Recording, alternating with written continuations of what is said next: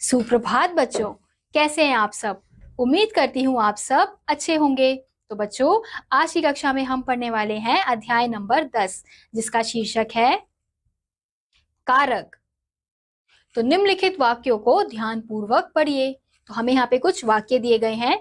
शिकारी ने शेर को तीर से मारा। अब इसे समझिए। शिकारी ने शेर को तीर से मारा। तो इस प्रकार ये तीनों शब्द वाक्य की क्रिया से अपना संबंध प्रकट कर रहे हैं। इन्हें कारक कहते हैं। इस प्रकार हम कह सकते हैं कि संज्ञा या सर्वनाम के जिस रूप से उसका संबंध वाक्य में क्रिया से जाना जाए उसे कारक कहते हैं। कारक प्रकट करने के लिए जो चिन्ह प्रयोग किए जाते हैं उन्हें विभक्ति चिन्ह या परसर्ग कहते हैं। अब हम देखेंगे कारक के भेद। कारक के निम्नलिखित 8 भेद होते हैं।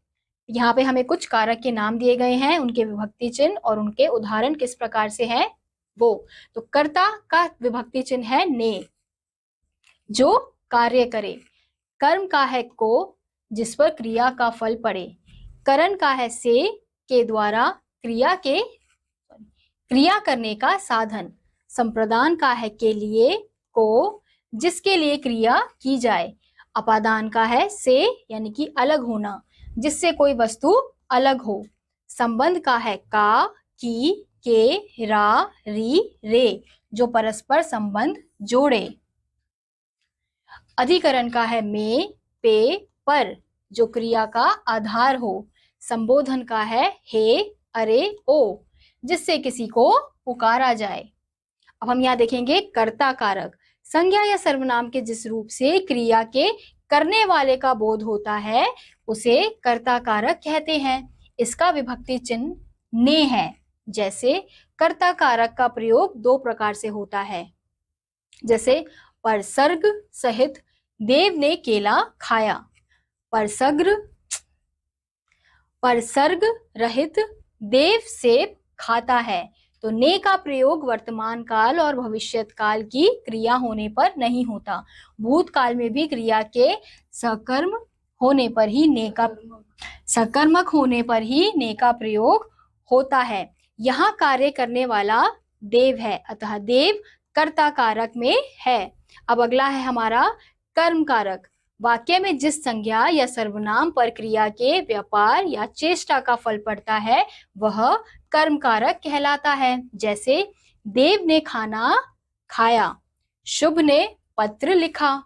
इन दोनों वाक्यों में क्रिया की चेष्टा खाना व पत्र के प्रति है, अतः खाना तथा पत्र कर्म कारक में है। कर्म कारक का कारक चिन्ह को है। यह चिन्ह भी बहुत से स्थानों पर नहीं लगता। को का प्रयोग केवल प्राणीवाचक कर्म के साथ ही होता है। अब अगला है हमारा करण कारक। जिस साधन की सहायता से कर्ता क्रिया करता है वह करण कारक में होता है। जैसे गुरुजी रेलगाड़ी से लखनऊ गए। मम्मी ने चाकू से आम काटा। यहाँ रेलगाड़ी तथा चाकू वे साधन हैं जिनसे क्रिया हुई। इनके साथ विभक्ति चिन्ह से का प्रयोग हुआ है, अतः ये करण कारक है। कभी कभी करण कारक के लिए से के स्थान पर के द्वारा का भी प्रयोग होता है। जैसे मैंने चाचा जी को पत्र के द्वारा सूचित कर दिया है। हम बस द्वारा गांव चले गए। कभी कभी करण कारक का प्रयोग परसर्ग रहित भी होता है। जैसे मैंने आंखों देखी बात कही। अब अगला है हमारा संप्रदान कारक। वाक्य में प्रयुक्त कर्ता जिसके लिए कोई क्रिया करे उसे संप्रदान कारक कहते हैं। जैसे मुर्गी चूजों के लिए दाना लाती है। यहाँ मुर्गी कर्ता दाना लाने की क्रिया कर रही है। यह क्रिया चूजों के लिए की जा रही है, अतः चूजों का संप्रदान कारक है। अन्य उदाहरण देखिए। डॉक्टर ने रोगी को दूध दिया। छवि दीदी के लिए चाय लाई। तो संप्रदान कारक के विभक्ति चिन्ह है को, के लिए, के हेतु, के वास्ते। अब हम देखेंगे कर्म कारक और संप्रदान कारक में अंतर। दोनों कारकों में को, पर सर्ग का प्रयोग होता है, परंतु संप्रदान कारक में देने का भाव मुख्य होता है, जबकि कर्म कारक में क्रिया के प्रभाव का भाव होता है। जैसे भारती ने छाया को जगाया, क्रिया का भाव कर्म कारक। नेहा ने जय को चाय दी, तो देने का भाव संप्रदान कारक। क्या आप जानते हैं, यदि वाक्य में कर्म कारक और संप्रदान कारक दोनों हो तो कर्म कारक के साथ परसर्ग नहीं लगता। जैसे मम्मी ने परिवार के लिए खाना बनाया। अब परिवार संप्रदान कारक, खाना कर्म कारक। अगला है हमारा अपादान कारक। संज्ञा या सर्वनाम के जिस रूप से किसी वस्तु के अलग होने का बोध हो वह अपादान कारक कहलाता है। इसका विभक्ति चिन्ह से है। जैसे पेड़ से फल गिरा, वह घर से चला गया।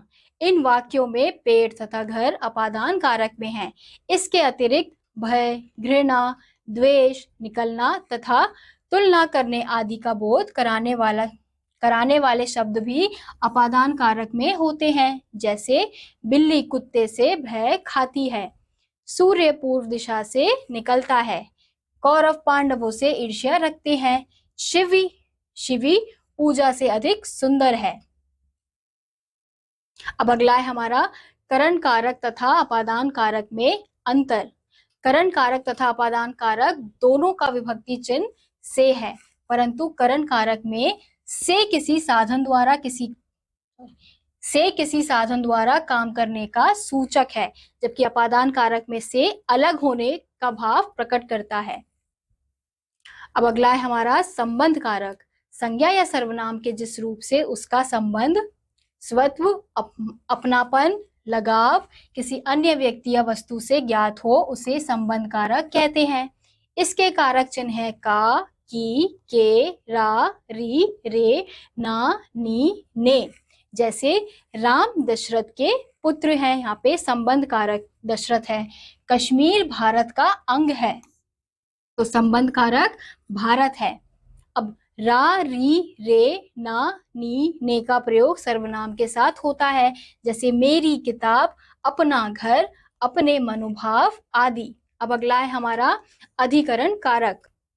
संज्ञा या सर्वनाम के जिस रूप से क्रिया के आधार यानी कि स्थान, भाव या काल का बोध होता है उसे अधिकरण कारक कहते हैं। इसके विभक्ति चिन्ह में, पे, पर है। जैसे मुंडेर पर मुर्गा बोला था। मुंडेर क्या है? स्थान। उसे आज्ञा पालन पर पुरस्कार मिलेगा। आज्ञा पालन क्या है? भाव। तो कविताओं में पर के स्थान पर पे का प्रयोग मिलता है। अब अगला है हमारा संबोधन कारक। वाक्य में जिस शब्द या शब्दों से किसी को बुलाने, पुकारने या सावधान करने का बोध होता है उसे संबोधन कारक कहते हैं। इसे प्रकट करने के लिए प्रायः हे, अरे, ओ आदि शब्दों का प्रयोग किया जाता है। संबोधन कारक के पश्चात संबोधन चिन्ह तथा कभी कभी अल्प विराम लगा दिया जाता है। जैसे हे भगवान दया करो, लड़के यहाँ आओ, बच्चों खूब परिश्रम करो, बेटा घर जा। तो इसी के साथ बच्चों आज का यह अध्याय यहीं समाप्त होता है। उम्मीद करती हूँ आपको यह अध्याय समझ आया होगा। मैं आपसे मिलूंगी अगली कक्षा में, तब तक के लिए नमस्कार।